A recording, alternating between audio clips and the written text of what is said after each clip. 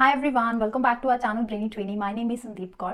तो अभी आपका 21 को क्लास 10th का सीबीएसई का बोर्ड का एग्जाम है मैथ्स का। तो आज की इस वीडियो में मैं आपको बताऊंगी, चैप्टर वाइज बताऊंगी कि मैथ्स में कौन से ऐसे क्वेश्चंस हैं जो आपको करने ही करने हैं, जिनके बोर्ड एग्जाम में आने के 100% चांसेस है। और अगर हम प्रीवियस ईयर क्वेश्चंस को देखें और कुछ ऐसे क्वेश्चंस हैं, सभी चैप्टर्स में से कुछ एक दो क्वेश्चंस ऐसे हैं जो पिछले कई सालों में बार बार वही रिपीट होते आ रहे हैं। अगर मैं चैप्टर नंबर 4 में बात करूं, एक क्वेश्चन है डाउनस्ट्रीम अपस्ट्रीम वाला। अगर आप उस क्वेश्चन को देखें, प्रीवियस ईयर पिछले 10 साल के देखें ना, तो उसमें मैं आपको कहूंगी कि 7 to 8 टाइम्स वो क्वेश्चन आया है बोर्ड एग्जाम में। मतलब कोई एक आधा साल होगा, एक दो साल हो गए जिसमें वो क्वेश्चन नहीं पूछा गया, लेकिन 99% हर साल वो क्वेश्चन पूछा ही जाता है। और वो क्वेश्चन या तो 4 नंबर में आता है या सीधा सीधा वो क्वेश्चन 5 नंबर में आता है। तो इस तरह से और भी बाकी भी सभी चैप्टर्स है जिसमें एक आधा क्वेश्चन ऐसा होता है जिसके आने के 99% चांसेस होते हैं। तो अभी आपके पास टाइम भी कम है, आप अच्छे से तैयारी तो कीजिए। मैं ये नहीं कहूंगी सिर्फ ये जो क्वेश्चन आपको बता रही हूँ सिर्फ इतना करके चले जाओ आपके 100 मार्क्स आ जाएंगे, ऐसा कुछ नहीं है। लेकिन हाँ, मैं आपको श्योरिटी वाले क्वेश्चंस बता रही हूँ जिसके आने के 98-99% चांसेस होते हैं। सिर्फ वो क्वेश्चंस आपको मैं आज बताने वाली हूँ इस वीडियो में। अगर आप वैसे भी एनसीईआरटी के इंपॉर्टेंट क्वेश्चंस जानना चाहते हैं तो उसके ऊपर मैंने अलग से एक वीडियो बनाई है जिसका लिंक आपको डिस्क्रिप्शन बॉक्स में मिलेगा। आप उस वीडियो को जरूर देखना, क्योंकि उसमें बकायदा मैंने एनसीईआरटी में चैप्टर वाइज हर एक क्वेश्चन जो इंपॉर्टेंट है, जो बार बार बोर्ड एग्जाम में रिपीट होता है, वो क्वेश्चन मैंने मार्क कराए हुए हैं। उसके अलावा मैंने एक सीरीज स्टार्ट की है जिसमें टोटल 8 चैप्टर्स के मैंने प्रीवियस ईयर क्वेश्चन दिए हैं, चैप्टर वाइज। वो भी मतलब 2011 ईयर से लेकर 2022 ईयर तक जो क्वेश्चंस बोर्ड एग्जाम में आए हैं वो सभी के सभी क्वेश्चंस मैंने आपको दिए हैं। तो आप उन क्वेश्चंस की भी अच्छे से प्रैक्टिस कर सकते हैं। अभी आपको इन 5 दिन में क्या करना है, अभी 5 दिन में से एक दिन तो आपका चला गया, ठीक है, 4 दिन बचे हैं आपके। तो इन 4 दिन में आपने क्या करना है, एनसीईआरटी तो अच्छे से करनी ही करनी है, ठीक है। उसके अलावा आप वो जो मैंने आपको प्रीवियस ईयर क्वेश्चन दिए हैं जिनके लिंक आपको सभी के डिस्क्रिप्शन बॉक्स में मिल जाएंगे, उन क्वेश्चन को जरूर करिएगा, ठीक है, ताकि आप फुल में से फुल मार्क्स ले सकें। तो लेट्स गेट स्टार्टेड, आज की वीडियो को स्टार्ट करते हैं। सबसे पहले आते हैं चैप्टर नंबर 1 पे। अब चैप्टर नंबर 1 में सबसे ज्यादा मोस्ट इंपॉर्टेंट है आपका एक क्वेश्चन जो सीधे के सीधा 3 मार्क्स में आता है। That is prove that under root के अंदर कोई भी टर्म दे देंगे, √3, √2, √5, √7, कोई भी आपको प्राइम नंबर अंदर दे दिया जाएगा, आपको प्रूव करना है उसको इरैशनल, ठीक है। ये सीधा का सीधा 3 नंबर में क्वेश्चन आता है बहुत बार। एक आधा साल ही ऐसा होगा जिसमें ये क्वेश्चन नहीं पूछा जाता, हर साल ये क्वेश्चन रिपीट होता है। तो मेक श्योर दैट कि इस क्वेश्चन को बिल्कुल मत छोड़ के जाइएगा। जितना इसको अच्छे से आप इसकी प्रैक्टिस कर सकते हैं आप जरूर कीजिए, ठीक है। ये प्रूव दैट इरैशनल वाला क्वेश्चन जरूर आता है, 100% आता ही आता है। इसके अलावा एचसीएफ और एलसीएम वाली जो एग्जांपल है, ठीक है, आई थिंक एक्सरसाइज 1.2 की एग्जांपल है जिसमें आपको एचसीएफ एंड एचसीएफ फाइंड करना है by the prime factorization method से। वो भी एग्जांपल बहुत बार बोर्ड एग्जाम में रिपीट हुई है। नंबर चेंज कर देंगे लेकिन चीज वही होगी, find the HCF and LCM by the prime factorization method. इसके अलावा चैप्टर नंबर 1 में आपको कोई छोटी सी वर्ड प्रॉब्लम दे दी जाएगी जिसमें आपको हाईलाइट पॉइंट देखना है कि मिनिमम कहाँ है या मैक्सिमम कहाँ है। तो उससे आपको पता चल जाता है कि एचसीएफ फाइंड करना है या एलसीएम करना है। उसमें एक 3 बेल्स वाला क्वेश्चन है जो आपकी एनसीईआरटी बुक में नहीं है, एक्स्ट्रा क्वेश्चन है, आपको आरएस अग्रवाल से वो क्वेश्चन मिल जाएगा, 3 बेल्स वाला। अगर आप मेरी वीडियोस देखेंगे प्रीवियस ईयर क्वेश्चन की, जिसमें मैंने प्रीवियस ईयर क्वेश्चन सभी कराए हैं, एक शीट पे मैंने बकायदा वो सभी क्वेश्चन बनाए हैं, उसमें भी वो क्वेश्चन मैंने दिया हुआ है। तो उस तरह का क्वेश्चन भी बड़ा इंपॉर्टेंट है। तो ये चैप्टर नंबर 1 के क्वेश्चन हो गए। उसके बाद चलते हैं चैप्टर नंबर 2 पे। अब चैप्टर नंबर 2 है आपका पॉलिनोमियल्स, जिसमें आपको सिर्फ क्वाड्रेटिक पॉलिनोमियल पे ही क्वेश्चन आने वाले हैं। तो उसके आपको सम ऑफ जीरोस के फॉर्मूले पता होना चाहिए, प्रोडक्ट ऑफ जीरोस का फॉर्मूला पता होना चाहिए, एंड मोस्ट इंपॉर्टेंट कि आपको स्प्लिटिंग मेथड लगाना आना चाहिए, क्योंकि स्प्लिटिंग मेथड आप जब लगाएंगे तो आप तभी जीरोस ऑफ पॉलिनोमियल फाइंड कर पाएंगे। तो उस पर एक क्वेश्चन पक्का आता है, find the zeros of polynomial. आपको एक क्वाड्रेटिक पॉलिनोमियल दे दी जाएगी, स्प्लिटिंग मेथड लगा के आपको उसका क्वाड्रेटिक उसके आपको जीरोस फाइंड करने हैं, ठीक है। और उसके बाद आपको उसका रिलेशन जो है वो वेरीफाई करना है। एक क्वेश्चन ये इस तरह का आ गया। उसके अलावा दूसरा क्वेश्चन आपको आ सकता है कि आपको एक क्वाड्रेटिक पॉलिनोमियल फाइंड करनी है जिसके सम और जीरोस आपको गिवन है।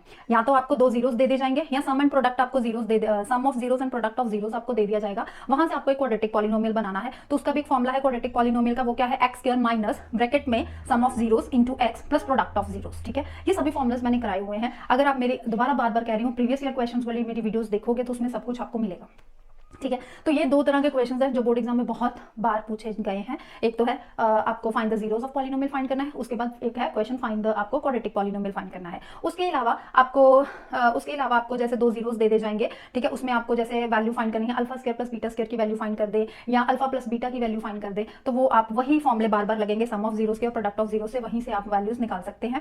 तो ये एक्स्ट्रा क्वेश्चन है, आपके एनसीईआरटी बुक में नहीं गिवन है, लेकिन आरएस अग्रवाल से इस तरह के एक्स्ट्रा क्वेश्चन की जरूर प्रैक्टिस कीजिएगा। उसके बाद चलते हैं चैप्टर नंबर 3 पे। चैप्टर नंबर 3 पे आपको एलिमिनेशन सब्स्टिट्यूशन तो लगाना आ गया होगा, क्रॉस मल्टीप्लिकेशन तो आपके सिलेबस में है नहीं, ठीक है। इसमें चैप्टर नंबर 3 में क्या है कि आपको एक टेबल है अगर आप पेज नंबर 46 पे जाएं तो 46 पे ये जो टेबल है 3.4, इस टेबल को अच्छे से लर्न कर लीजिए, क्योंकि आपको पता होना चाहिए कि ग्राफिकल रिप्रेजेंटेशन से लाइन इंटरसेक्ट कब होती हैं, उसके बाद कोइंसिडेंट आती हैं, पैरेलल आती हैं, उसके सॉल्यूशंस आपको पता होना चाहिए कि यूनिक सॉल्यूशन है, नो सॉल्यूशन है या इन्फिनिटली मेनी सॉल्यूशंस है, उसकी कंडीशंस क्या है, क्योंकि इसके ऊपर क्वेश्चन पक्का आते हैं। वो क्वेश्चन आपको मिलेंगे 3.5 एक्सरसाइज में। जब आप 3.5 एक्सरसाइज जाएंगे उसमें क्रॉस मल्टीप्लिकेशन तो आपके सिलेबस में नहीं है, लेकिन आपका जो एग्जाम्पल है मैं आपको बता देती हूँ किस तरह की एग्जाम्पल है। एग्जाम्पल नंबर है 15, जिसमें आपको जैसे पी की वैल्यू फाइंड करनी है और सोल्यूशन आपको यूनिक गिवन है, ठीक है। और इसी तरह से एग्जांपल नंबर 16 है और 3.5 एक्सरसाइज में क्वेश्चन नंबर 2 है जिसके 2 पार्ट्स हैं। तो इस तरह का क्वेश्चन आपको जरूर पूछा जाता है कि आपको एक सोल्यूशन दिया गया होगा और उसमें आपको या के की वैल्यू या एम एन की वैल्यू, ए बी की वैल्यू, इस तरह से किसी की वैल्यू फाइंड आउट करनी है। उसके अलावा आपको 2 इक्वेशंस दे सकते हैं, इसमें आपको बाय एलिमिनेशन और सब्स्टिट्यूशन लगा के सॉल्व करना है और एक वर्ड प्रॉब्लम इस चैप्टर से पक्का आएगी, राइट। अब चलते हैं चैप्टर नंबर 4 में। चैप्टर नंबर 4 में जैसे मैंने आपको बताया कि डाउनस्ट्रीम अपस्ट्रीम वाला क्वेश्चन आप नहीं छोड़ सकते, वो आपको मिलेगा पेज नंबर 87 पे। ये एग्जांपल, इस एग्जांपल को आप बिल्कुल मत छोड़ना, ठीक है। जितनी प्रैक्टिस आप इसकी कर सकते हो और इसके साथ एक्स्ट्रा के क्वेश्चंस की, क्योंकि जहां पे मैंने चैप्टर 4 के प्रीवियस ईयर क्वेश्चंस कराए हैं उसमें अगर आप देखेंगे तो हर 2-3 क्वेश्चंस के बाद ये क्वेश्चन बार बार रिपीट हो रहा है, सिर्फ वो स्टेटमेंट चेंज कर रहे हैं, 18 किलोमीटर की जगह 15 किलोमीटर आ गया, इस तरह से। बाकी स्टेटमेंट वैसे है, आपको वही find the speed of the stream, आपको वही सब कुछ फाइंड करना है। तो ये क्वेश्चन हर साल रिपीट होता है, तो मेक श्योर दैट कि इस क्वेश्चन को आप बिल्कुल स्किप मत करके जाना, क्योंकि ये सीधे के सीधा 4 नंबर में आपको क्वेश्चन आएगा। उसके अलावा नेचर ऑफ रूट्स, ठीक है। नेचर ऑफ रूट्स आपको पता होने चाहिए, क्योंकि नेचर ऑफ रूट आपको गिवन होगा, जैसे 2 इक्वल रियल रूट्स आपको गिवन है, उसमें आप के की वैल्यू फाइंड करें, या आपको एक क्वाड्रेटिक इक्वेशन दे देंगे जिसमें आपको बताना है इसका नेचर ऑफ रूट्स फाइंड करो या डिस्क्रिमिनेंट फाइंड करो। तो डिस्क्रिमिनेंट का फॉर्मुला पता होना चाहिए, क्वाड्रेटिक फॉर्मुला किस तरह से अप्लाई करते हैं, तो ये बेसिक सी चीजें हैं जो आपको पता होना चाहिए। Now move to the next chapter number 5, that is arithmetic progression. Arithmetic progression पे ज्यादा इतनी मेहनत करने की जरूरत नहीं है। उसमें आपको nth टर्म का फॉर्मुला पता होना चाहिए, उसमें आपको SN का फॉर्मुला पता होना चाहिए। SN के 2 फॉर्मुलाज है, जिसमें एक लास्ट टर्म वाला फॉर्मुला है, एक क्या है n/2 2a + n-1d। तो ये दोनों फॉर्मुलाज आपको पता होना चाहिए। उसके अलावा और इसमें चैप्टर में जो सम्स आपको आते हैं, या तो फाइंड द मिडिल टर्म आ जाएगा, या आपको आ जाएगा कि फर्स्ट नेगेटिव टर्म वाला क्वेश्चन जो आपकी ऑप्शनल एक्सरसाइज में क्वेश्चन नंबर 1 और आई थिंक 2 है, ठीक है, फर्स्ट नेगेटिव टर्म वाला, ठीक है, वैसा क्वेश्चन आ जाता है। या अरिथमेटिक प्रोग्रेशन में ज्यादा टिपिकल क्वेश्चंस नहीं आते, सिंपल क्वेश्चन पूछे जाते हैं। 22nd टर्म फाइंड कर दो, 20th टर्म फाइंड कर दो। हाँ, एक और क्वेश्चन है, find the 20th term from the last. तो ये जो एक नेगेटिव टर्म वाला, मिडिल टर्म वाला, फ्रॉम द लास्ट वाला, ये 3 क्वेश्चन है, ठीक है। इस तरह के क्वेश्चन की प्रैक्टिस कर लें। ज्यादा टिपिकल क्वेश्चन यहाँ से नहीं आते, इस चैप्टर से सिंपल से आते हैं।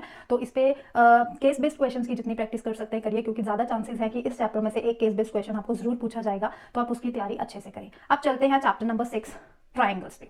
ट्राइंगल्स में एक तो आपको बीपीटी थ्योरम अच्छे से करनी है, क्योंकि वो आपको एज इट इज पूछी जा सकती है। State and proof basic proportionality theorem, या लिख देंगे state and proof Thales theorem. तो अब स्टेट एंड प्रूफ का मतलब होता है आपको प्रॉपर स्टेप करने हैं। पहले तो आपको उसकी सारी स्टेटमेंट अच्छे से लर्न करनी है, वो स्टेटमेंट लिखनी है। उसके बाद उसके नीचे गिवन लिखेंगे, टू प्रूफ लिखेंगे, एक साइड पे अच्छे से फिगर ड्रॉ करेंगे, नीचे कंस्ट्रक्शन लिखेंगे, उसके बाद प्रूफ लिखेंगे। तो पूरे स्टेप्स के नंबर आप लोगों को उसके मिलते हैं, तो उस थ्योरम को अच्छे से कर लें। उसके अलावा अगर हम बात करें 6.2 एक्सरसाइज में, तो 6.2 एक्सरसाइज में जो वो ट्रेपेजियम वाले लास्ट 2 क्वेश्चन है वो ज्यादा इंपॉर्टेंट है। और अगर हम बात करें 6.3 में, तो 6.3 में एग्जांपल नंबर 7 है 136 पेज पे, ठीक है। उसके अलावा 6.3 की एक क्वेश्चन नंबर 3 है, और लास्ट में क्वेश्चन है जो 15 क्वेश्चन और 16 क्वेश्चन, इस तरह के क्वेश्चन 6.3 में ज्यादा इंपॉर्टेंट है। अब चलते हैं chapter number 7, that is coordinate geometry. अब कोऑर्डिनेट ज्योमेट्री में भी केस बेस्ड क्वेश्चन आने का पूरा चांस है, तो आप कोऑर्डिनेट ज्योमेट्री के केस बेस्ड क्वेश्चन की जरूर प्रैक्टिस करें। आपको सेक्शन फॉर्मुला अप्लाई करना आना चाहिए, आपको डिस्टेंस फॉर्मुला अप्लाई करना आना चाहिए, आपको मिड पॉइंट वैल्यू किस तरह से निकालते हैं वो फॉर्मुला पता होना चाहिए। सेंट्रॉइड ऑफ ट्राइंगल का क्वेश्चन भी आ सकता है आपको केस बेस्ड में, कि आपको इस तरह से पॉइंट्स लोकेट करके उसका सेंट्रॉइड पॉइंट निकालना है। तो उसका फॉर्मुला होता है x1 + x2 + x3 / 3, y1 + y2 + y3 / 3, ठीक है। कोई भी आपको फॉर्मुलाज में दिक्कत आ रही है तो आप मुझे कमेंट बॉक्स में बता सकते हैं, मैं वो भी आपको प्रोवाइड कर दूंगी। इसके अलावा आपको इसमें फाइंड द रेशियो वाले क्वेश्चन आते हैं, जिसमें सेक्शन फॉर्मुला अप्लाई करना होता है। उसके रेशियो आपको सेक्शन फॉर्मुला अप्लाई करके जिसमें रेशियो फाइंड करते हैं, k रेशियो 1 लेट करके। उसके अलावा इक्वी डिस्टेंट वाले क्वेश्चन जिसमें आप डिस्टेंस फॉर्मुला अप्लाई करते हैं, तो वो उस तरह के क्वेश्चन आ सकते हैं। तो ये केस बेस्ड में भी पूछे जा सकते हैं, आपको मल्टीपल चॉइस क्वेश्चन में भी आ सकते हैं। तो आप केस बेस्ड की तैयारी ज्यादा अच्छे से करें इस चैप्टर में से। अब चलते हैं chapter number 8। Chapter number 8 trigonometry की बहुत ज्यादा वेटेज है, ठीक है, तो आप उसको बहुत अच्छे से उसकी प्रैक्टिस करें। और उसमें ये भी मैं कहूंगी कि एनसीईआरटी से क्वेश्चंस कम आते हैं, ज्यादा क्वेश्चंस वो आपको आरएस अग्रवाल से उसकी प्रैक्टिस करनी पड़ेगी। यहाँ जो मैंने आपको प्रीवियस ईयर क्वेश्चंस दिए हैं उसमें जो ट्रिग्नोमेट्री के क्वेश्चंस है, अभी उसे हार्डली मैंने उसकी कल ही वीडियो अपलोड की है, तो उसके पीडीएफ को डिस्क्रिप्शन बॉक्स में उसका पीडीएफ मिलेगा, उसको डाउनलोड करें और उसके प्रूफ दैट वाले क्वेश्चंस की जितनी ज्यादा प्रैक्टिस कर सकते हैं करिए, क्योंकि 3 या 4 मार्क्स में उसके प्रूफ दैट वाले क्वेश्चंस आने के पूरे चांसेस हैं, ठीक है। है। तो ट्रिग्नोमेट्री आप इस तरह से आपको टेबल बनाना आना चाहिए, टेबल अच्छे से बनाना सीख लीजिए, ठीक है। उसकी भी वीडियो मेरे आपको चैनल पे मिल जाएगी। मैंने बहुत ईजी वे में टेबल बनाना सिखाया है कि क्रैम मत करो, उसको लर्न मत करो, टेबल बनाना आ जाए तो 2 सेकंड्स में आप टेबल बना लोगे और उसके बाद सारे क्वेश्चन आप वहां से सॉल्व कर सकते हो, ठीक है। उसके बाद हम चलते हैं चैप्टर नंबर 9 पे। तो चैप्टर नंबर 9 की भी आप केस बेस्ड की ही तैयारी कीजिए, क्योंकि चैप्टर नंबर 9 से भी चांसेस हैं कि केस बेस्ड क्वेश्चन ही बन के आएगा, ठीक है। तो उसकी भी आप ज़्यादा से ज़्यादा तैयारी कीजिए। आपको मेन स्टेटमेंट पढ़ के आपको उसकी फिगर ड्रॉ करनी आनी चाहिए, आपको पता होना चाहिए कि किसकी साइड मांगी गई है, कि कौन सा एंगल गिवन है, कौन सी साइड आपको फाइंड करनी है। तो आपको साइन का फॉर्मुला लगाना है, टैन का लगाना है, तो ये आपको बेसिक नॉलेज की पता होनी, बेसिक नॉलेज की होनी चाहिए। चलते हैं चैप्टर नंबर 10 पे, दैट इज सर्कल्स। अब सर्कल्स में क्या है, एक ही थ्योरम है, वो आप अच्छे से कर ले, ठीक है। उसके बाद 10.1 एक्सरसाइज में तो कुछ ब्लैंक्स ही हैं, 10.2 एक्सरसाइज आप अच्छे से सारी कर लें, वो ज़्यादा इंपॉर्टेंट है। उसमें मैं कुछ एक आधा क्वेश्चन नहीं बताने वाली, क्योंकि कभी कोई क्वेश्चन आ जाता है उसमें, कभी कोई क्वेश्चन आ जाता है, तो उसकी एक भी है नहीं, एक ही एक्सरसाइज है, लेकिन वो तकरीबन एनसीईआरटी में से आ जाता है, तो आप एनसीईआरटी कर लें। उसके बाद हम चलते हैं चैप्टर नंबर 11, वो आपके सिलेबस में नहीं है। चलते हैं चैप्टर नंबर 12। अब चैप्टर नंबर 12 में आपको भी ज़्यादा मेहनत करने की जरूरत नहीं है। चैप्टर नंबर 12 में एक तो रेवोल्यूशन वाला क्वेश्चन अच्छे से कर ले, जो 12.1 में आपको मिलेगा, और 12.1 की जो एक एग्जाम्पल है फेंसिंग वाली, उसको अच्छे से कर लीजिए। और 12.1 के जो फर्स्ट 2 क्वेश्चन है वो आपको एमसीक्यू में जरूर पूछे जाते हैं, उन क्वेश्चन को अच्छे से करें। 12.2 में आपको एरिया ऑफ सेक्टर का फॉर्मुला, एरिया ऑफ सेगमेंट का formula, major sector, minor sector, length of segment का फॉर्मुला, लेंथ ऑफ सेक्टर का, ये फॉर्मुलेज आपको अच्छे से आने चाहिए, क्योंकि उसमें काफी क्वेश्चंस पूछे जा सकते हैं। तो वो क्वेश्चंस होते सिंपल से हैं, लेकिन सिर्फ आपको कैलकुलेशन की प्रैक्टिस करनी पड़ेगी, क्योंकि तकरीबन बच्चे कैलकुलेशन में गड़बड़ कर जाते हैं। उसमें एरिया ऑफ क्वाड्रेंट वाला क्वेश्चन है, बड़ा ईजी सा है, ठीक है। आप उसकी प्रैक्टिस भी करें, वो क्वेश्चन बहुत बार आता है। चलते हैं चैप्टर नंबर 13 पे। तो 13.3 नंबर 13 में आपको क्या करना है, चैप्टर नंबर 13 में 13.3 is most important as compare to 13.1 and 13.2।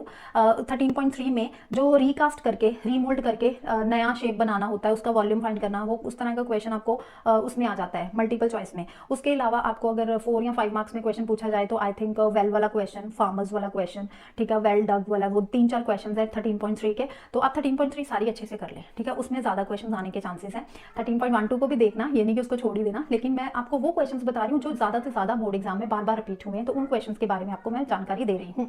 अब चलते हैं चैप्टर नंबर 14 को, स्टैटिस्टिक्स पे। तो स्टैटिस्टिक्स में आपको अज्यूम्ड मीन मेथड लगाना आना चाहिए, स्टेप डेविएशन मेथड। मीन में आपको मीन की मिसिंग फ्रीक्वेंसी, जो मिसिंग फ्रीक्वेंसी निकालते हैं, उसकी प्रैक्टिस जरूर करें, क्योंकि मीन और मीडियन में अगर हम ज्यादा 5 मार्क्स में क्वेश्चन देखें तो मिसिंग फ्रीक्वेंसी वाले ज्यादा पूछे जाते हैं। तो मीडियन की मिसिंग फ्रीक्वेंसी, मीन की मिसिंग फ्रीक्वेंसी की जरूर प्रैक्टिस करें, ठीक है। उसके अलावा मोड का फॉर्मुला आपको अच्छे से आना चाहिए, क्योंकि ये मल्टीपल चॉइस क्वेश्चन जो आपको 1 to 20 आने वाले हैं सेक्शन ए में, उसमें आपको ज्यादातर आपको या मोड पूछ लिया जाएगा, इंपेरिकल फॉर्मुला पूछ लिया जाएगा, या तो ऐसा आपको इंपेरिकल फॉर्मुला ही पूछ लिया जाएगा, नहीं तो आपको मीन या मोड 2 वैल्यूज गिवन होंगी, तीसरी वैल्यू आपको फाइंड करनी है, वो यूजिंग द इंपेरिकल फॉर्मुला, ठीक है। तो आप कोशिश करें उसकी भी अच्छे से प्रैक्टिस करें, क्योंकि वो मल्टीपल चॉइस क्वेश्चन आपको आ सकते हैं। उसके बाद चलते हैं प्रोबेबिलिटी में। तो प्रोबेबिलिटी में आपको डाइस वाले क्वेश्चंस, ठीक है, जिसमें सिंगल डाइस, डबल डाइस वाले क्वेश्चन है।